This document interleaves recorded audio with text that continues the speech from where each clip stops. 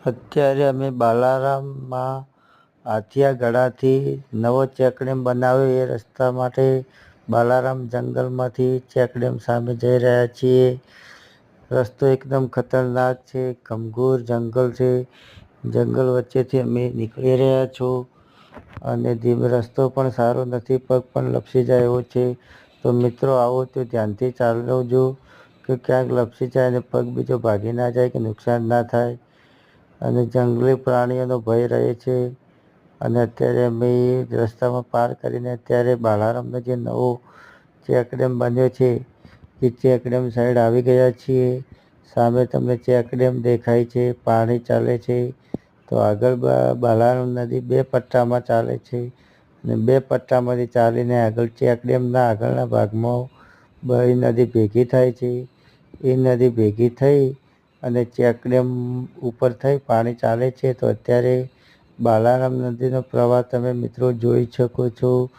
અને અજાપુરા જેવો ને જેવો ચેકડેમ બાલારામમાં પણ છે. તો એકવાર અવશ્ય બાલારામ આવો, ચેકડેમ જુઓ. અજાપુરા જેવો ને જેવો અનુભવ થશે. નેચરલી છે, મજા આવશે, શાંતિની અનુભૂતિ થશે મિત્રો.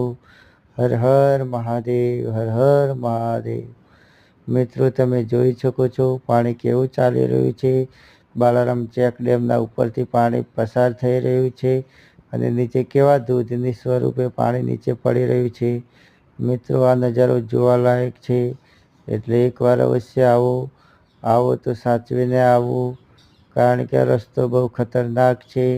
આવવા માટે બાલારામ પેલેસ આગળથી આથિયા ગળા થઈ અને બાલારામ પેલેસના સાઈડમાંથી રસ્તો જાય છે, ત્યાંથી જંગલમાં થઈ અને આ ચેકડેમ આગળ આવાય છે. મિત્રો આ પાણીનો નજારો જોઈ શકો છો તમે, કેટલો અદ્ભુત નજારો છે, મન મોહી જાય એવું છે. અહીંયા 5 મિનિટ બેઠો તો શાંતિની અનુભૂતિ થાય છે. અને સામે ભોલેનાથનું મંદિર છે. હર હર મહાદેવ. ભોલેનાથના સાનિધ્યમાં આવીને 5 મિનિટ બેસો મિત્રો, ખૂબ જ મજા આવશે.